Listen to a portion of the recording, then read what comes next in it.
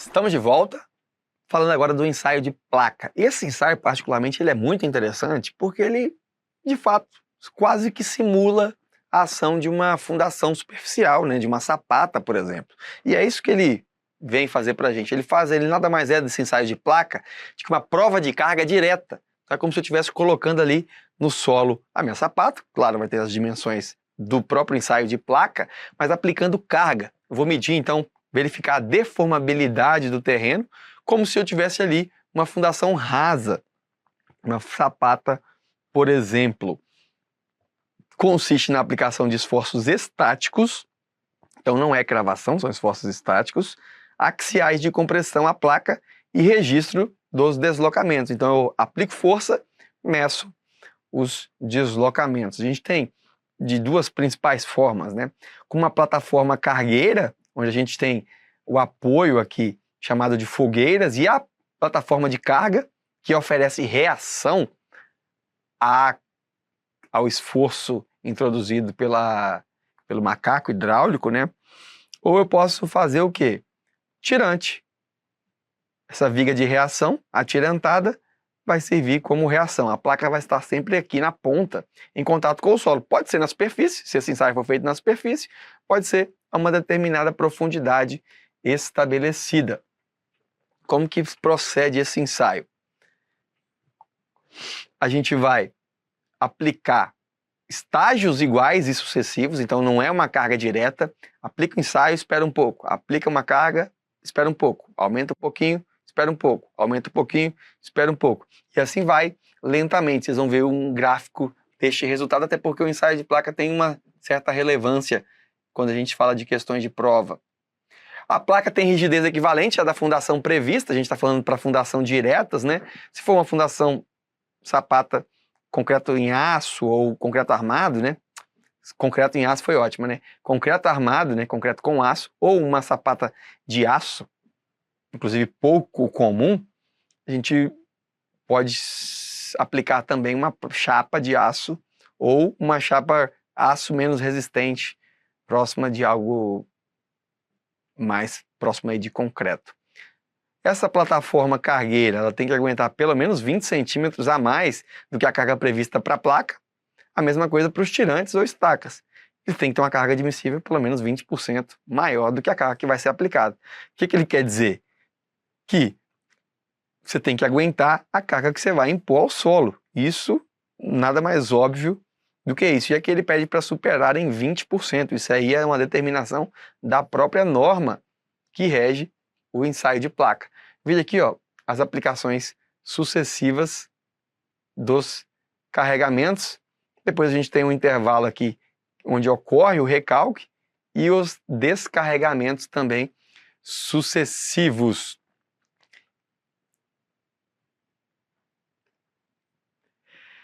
Por que ele é legal? Porque com o ensaio de placa eu já posso prever qual é a tensão admissível que a minha estaca vai ter. Então, a gente já viu uma metodologia, através do NSPT, eu calcular a tensão admissível do solo. Posso também, através do ensaio de placa, adotar a tensão admissível para o meu solo. Qual é a analogia utilizada nessa forma? Bom, a gente tem dois critérios, o critério de Boston ou o critério de Terzagh. Pelo critério de Boston, ele é utilizado nos casos onde a gente não evidencia a ruptura de fato. Na curva, né? A gente tem a curva carga-recalque ou carga-deformação, não tem uma marcação evidenciada do nosso tipo de solo, que é uma ruptura que a gente chama de ruptura local, ela não é bem identificada, a gente vai ver na sequência. A tensão admissível vai ser a menor das tensões, entre a tensão de 10 milímetros, que é a tensão no recalque com 10 milímetros de recalque, ou a tensão de 25 milímetros de recalque dividida por 2. Agora, quando eu tenho ruptura geral, que é uma ruptura bem marcada, uma ruptura evidenciada do solo no ensaio de placa, aí o critério adotado simplesmente é a tensão que fez e que ocasionou essa ruptura dividida por 2. Então, nos casos de ruptura generalizada, tensão de ruptura dividida por 2. Nos casos de ruptura local, uma ruptura mais discreta, ou a tensão respectiva à tensão às 10 milímetros de deformação, ou a tensão de deformação nos 25 milímetros dividida por 2. Ora, bomba hidráulica com manômetro aqui, placa metálica circular, que é a que vai ser aplicada no solo, junto com o macaco hidráulico aqui em cima, é o número 2.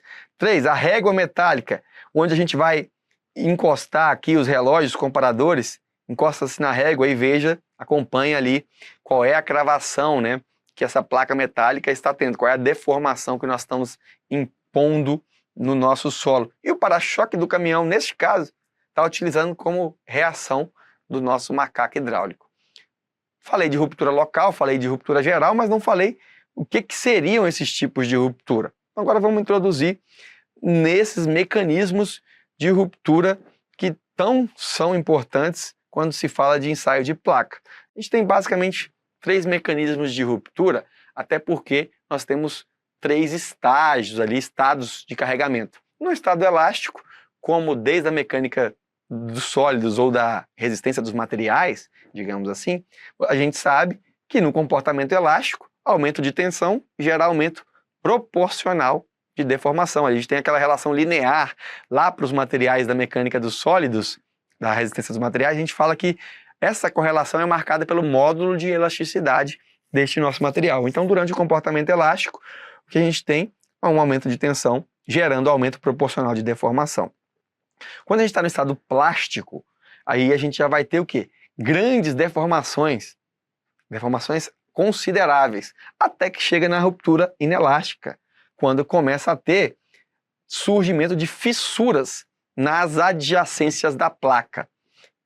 Chegou o momento, então, que o solo é considerado rompido, que ele se rompeu, uma ruptura inelástica.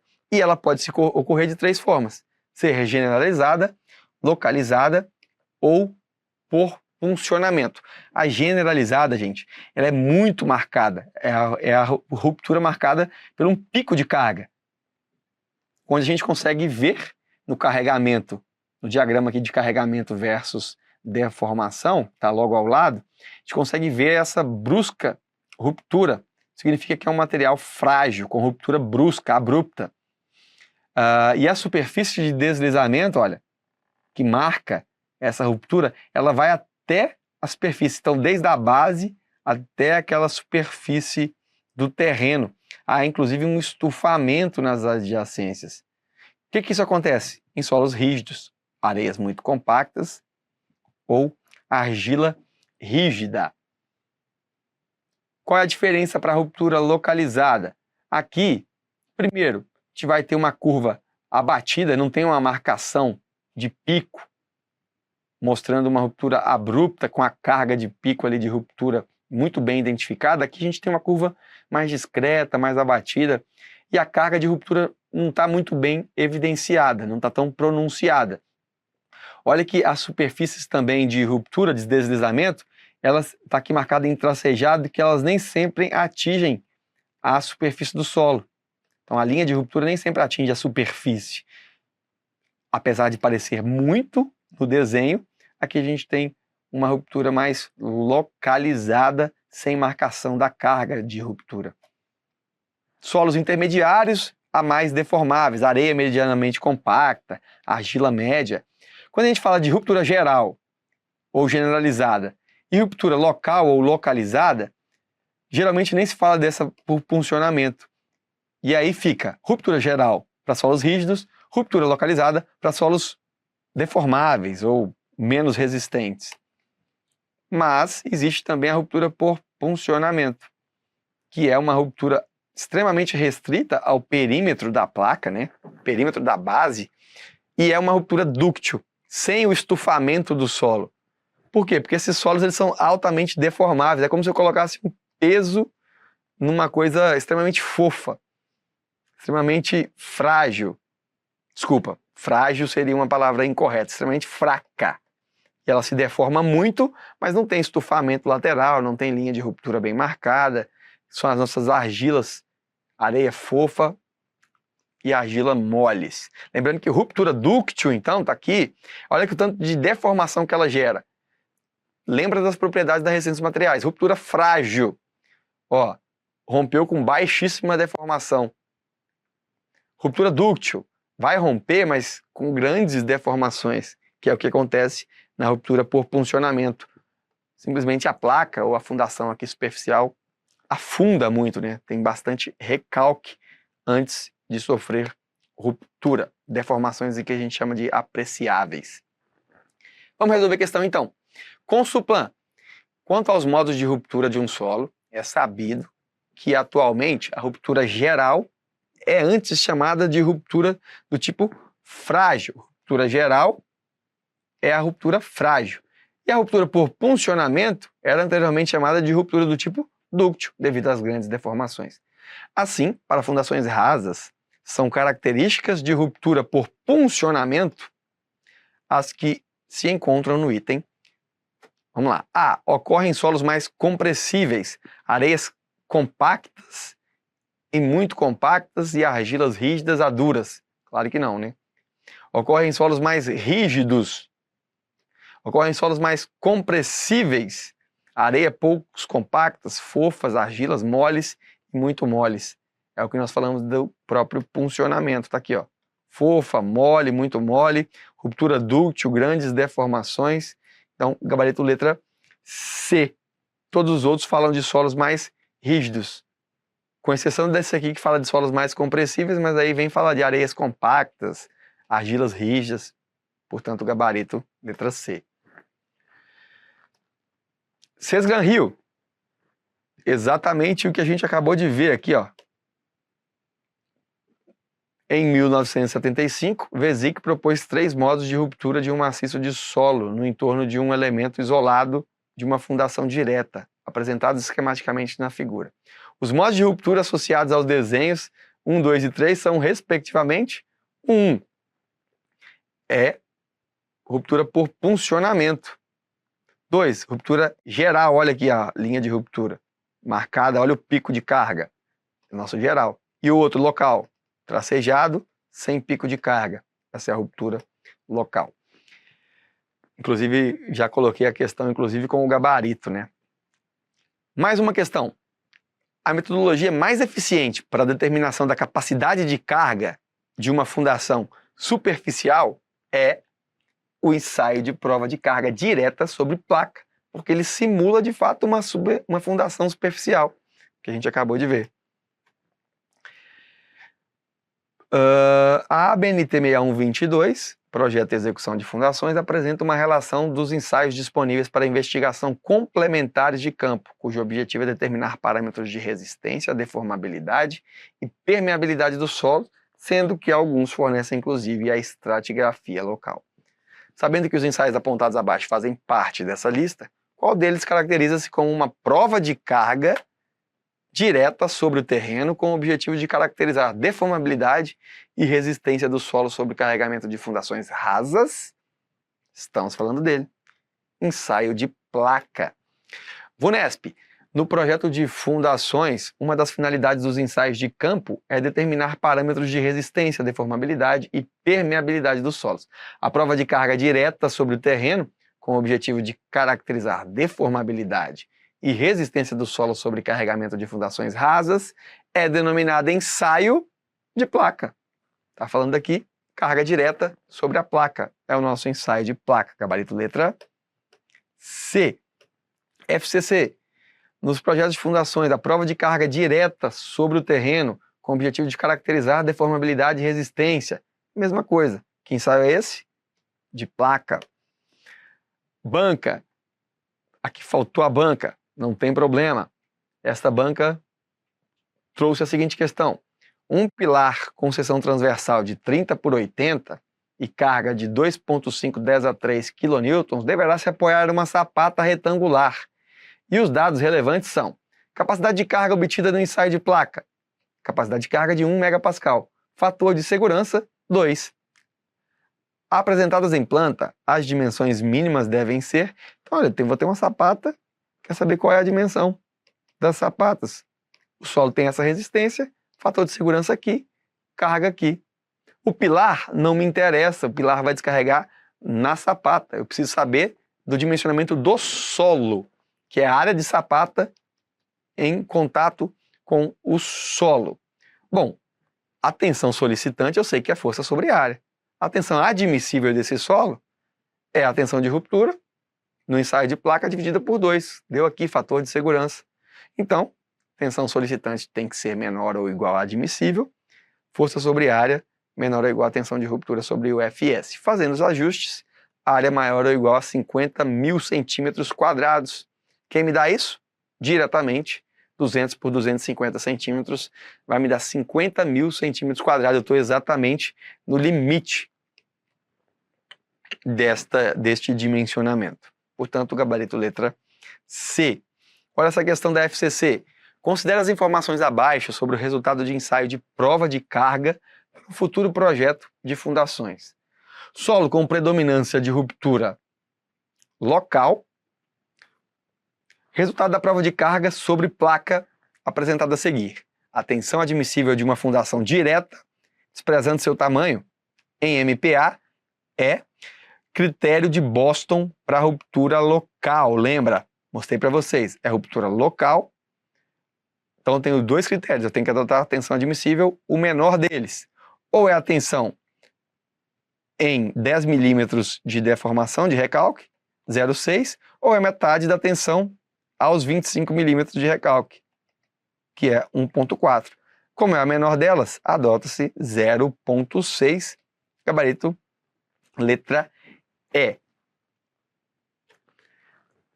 Finalizando os ensaios complementares, a gente tem os ensaios sísmicos, que este é um dos últimos. O que é que vocês precisam entender aqui?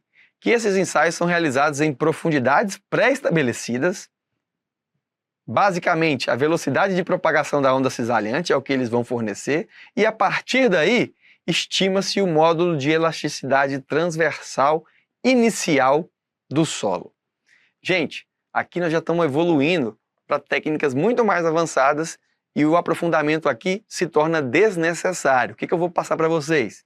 Ensaio sísmico. Qual que é o fundamento? Velocidade de propagação de onda cisalhante, é isso que ele mede. A partir daí eu consigo estimar o módulo de elasticidade transversal inicial, G0, do solo. Quais são os tipos, as variações desses ensaios sísmicos? O nome vai te ajudar a responder praticamente todas as questões. Fica de olho. Se você sabe um pouquinho de inglês, cross-hole seria através ali do furo. Consiste na geração de uma onda sísmica em um furo e ela é sentida em outro furo ou em outros furos. Olha o outro ensaio sísmico, downhole. O receptor está dentro do buraco, downhole, então a fonte está aqui e ele segue. Aqui eu tenho um furo só e a fonte fica na superfície. Aqui eu tenho 2 ou mais furos. Veja agora o de cone sísmico, que é praticamente o downhole modificado, porque aqui tem propriedades diferentes na ponta do cone, mas é a onda também de cisalhamento partindo da superfície até este cone. Outra evolução, ou na verdade nem é evolução, são outras variações. Uphole, enquanto no downhole a fonte estava na superfície, no uphole a fonte sísmica está dentro do furo e os receptores, os geofones, na superfície. Outra variação, esse MASW e o SASW. A gente tem o quê? Também ondas, só que aqui aplicadas na superfície e sentidas em pontos também da superfície, através dos geofones especiais. É a única coisa que você precisa saber para resolver questões deste tipo, pelo menos na necessidade de aprofundamento que você precisa. A ANM diz o seguinte, CESP-CEBRASP, a investigação pelo método geofísico sísmico é realizada utilizando-se características das formações rochosas, como a velocidade de propagação de ondas elásticas pelo material. Ondas elásticas, metodologia física, sísmica, que a gente acabou de ver. Portanto, correto. IADES fala que a investigação geotécnica de subsolo são utilizadas variadas técnicas e entre elas pode-se empregar a investigação indireta sísmica. Essa técnica consiste na emissão de ondas sísmicas que são captadas por sensores denominados geofones. O ensaio pode ser realizado com diferentes configurações. A figura apresentada revela uma configuração de ensaio na qual o dispositivo emissor e os geofones estão inseridos nos furos de sondagem. O tipo de ensaio sísmico indicado nesta figura é o que a gente fala de, não é downhole, nem uphole, nem os outros de superfície. É o nosso crosshole, que é através dos furos. Gabarito letra A. Perfeito? Então assim, a gente finaliza os nossos ensaios in situ, né, ensaios complementares, com o ensaio de permeabilidade e o ensaio de perda de água em rocha. Também são ensaios complementares que podem ser solicitados na medida das necessidades.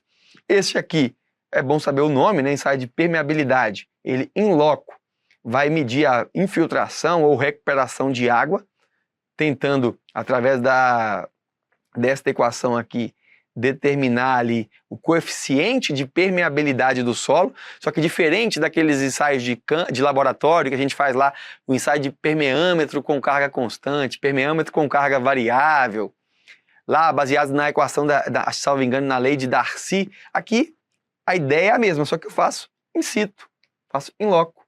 Aqui, ó, carga constante aplicada sobre o nível de água, está aqui, aplicadas sobre o solo. A gente vai ver a difusão, né? Então a gente tem a vazão, vai ter um coeficiente de forma, a carga hidráulica, e a gente consegue determinar o coeficiente de permeabilidade do solo em campo. Existe um análogo a esse, que são ensaios de laboratório. Estes são ensaios de campo. Esse ensaio de perda d'água em rocha vai permitir obter mais informações sobre as capacidades de condução de água no maciço. Como é que ele funciona? Água sob pressão na rocha. Ensaio também conhecido como ensaio de Lugeon. Este outro ensaio de Lefranc. Lefranc, permeabilidade. Lugeon,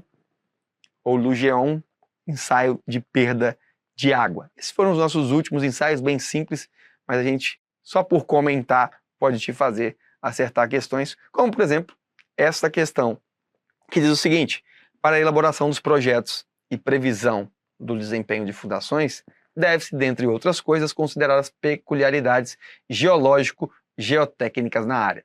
Para tal, é necessária uma investigação geológica por meio de sondagens à percussão, com SPT, e investigações geológicas complementares de campo, como o que permite a avaliação do coeficiente de permeabilidade in situ do solo. Preencha a lacuna e assinale a alternativa correta. O que avalia o coeficiente de permeabilidade do solo? O bendito ensaio de permeabilidade in situ. O mais famoso deles é o ensaio de Lefranc. Mais uma questão.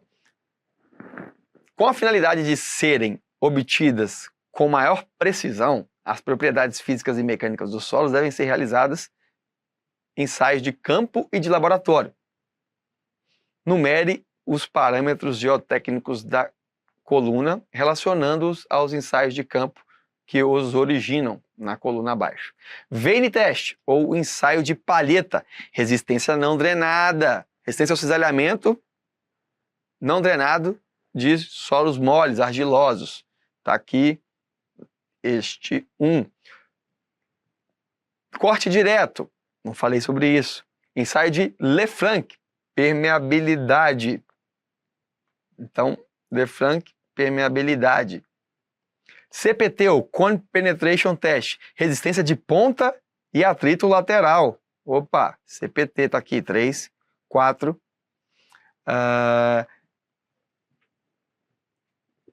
Dilatômetro. Dilatômetro, coeficiente de empuxo ou coesão e ângulo de atrito. Ó, assinale a alternativa que apresenta a numeração correta da coluna acima. 3, 4 e 1. Conseguimos aqui responder, tem que ser o gabarito letra D. Portanto, 3, 4, 5, 2 e 1. Às vezes não fica tão claro, olha, coesão e ângulo de atrito. É o ensaio de corte direto. Provavelmente ele queria dizer ensaio de cisalhamento direto. Este é um ensaio que a gente não tratou na aula, porque é um ensaio de cisalhamento direto, é um ensaio de laboratório feito ou avaliado, melhor estudado na mecânica dos solos. A gente tratou aqui de ensaios de campo, como, por exemplo, este ensaio de coeficiente de empuxo determinado através do dilatômetro. Por isso, o gabarito letra D. Obrigado a você que esteve comigo até aqui. A gente finaliza esse assunto de ensaios complementares. Gente, tem muito ensaio que é extremamente importante. Outros, ouve falar, dá uma olhada. Precisar ler 1, 2 páginas sobre isso, resolve questão e acabou. Quanto mais você se aprofunda, você se especializa em coisas que podem não servir de nada na hora da prova. Aí você me fala, Guilherme, mas uma questão me faz ser aprovado. Tudo bem, mas existem questões que são extremamente aprofundadas e que não vale a pena perder tanto tempo estudando um assunto que você não tem familiaridade para acertar essa questão, enquanto você poderia estudar toda a abrangência e conseguir acertar outras questões que não aquela que venha em nível aprofundado. Não é mestrado, não é doutorado, é concurso público. Um abraço, fiquem todos com Deus e até a próxima. Sem vacilar, bora estudar.